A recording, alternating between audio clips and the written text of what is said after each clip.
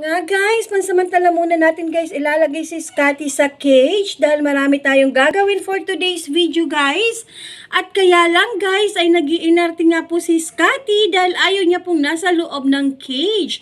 Kapag kasi guys hindi ko siya nilagay sa loob ng cage, mag-aaway sila ni Ate Lilo, wala akong matatapos na gawain guys. At ngayon lang ako magkakaroon ng pagkakataong maglaba guys dahil later tonight mayroon na naman tayong trabaho guys. So ayan na nga guys, nilagyan ko na rin siya guys ng pagkain. Meron din naman po siyang laruan guys. Kaso nag-iinarte at ayaw niyang kainin guys. Kagabi pa guys hindi kumakain si Scotty. Mamaya guys pupunta kami sa vet dahil meron siyang schedule for vaccine guys. Tapos ayaw niya ngayon guys kumain guys. Scotty? Scotty? Diyan ka muna Scotty para makagawa ang inyong mama. Pero guys, eto nga guys, so ayaw niya nga talaga guys kumilos. Let's go na lang Scotty! Scotty! Let's go! Ang arty ni Scotty!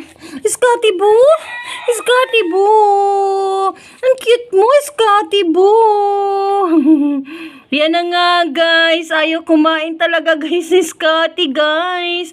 Ang gusto niya kasi lagi guys ay nakikipagharutan siya sa kanyang Ate Lilo guys. At sa murang edad niya guys, marunong na siya guys umarte-arte guys. Katulad ngayon guys, nag-aarte yan kasi pinasok siya ng kanyang mama sa kanyang cage. So ayan, nag-iinarte ang ating little Scotty Boo. Pero guys, huwag kayong mag-alala kasi kahit nasa cage yan, ayan, naka-electric pa naman yan guys. Kaya lang guys, nakalimutan na naman ng kanyang mamang paanda rin ng electric fan. Ang gusto kasi guys ni Scotty guys ay malamig lagi siya guys.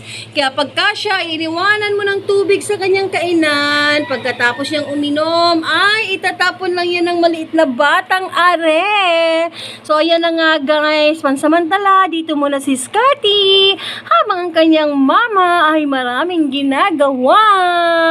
Cute, cute, cute, cute, cute. Ah, cute, ha, cute. Love you, love you, love you, baby Scotty. Yan na guys. Yan ang for today's video natin guys. May isang maliit na batang nag-iinarte. Bye!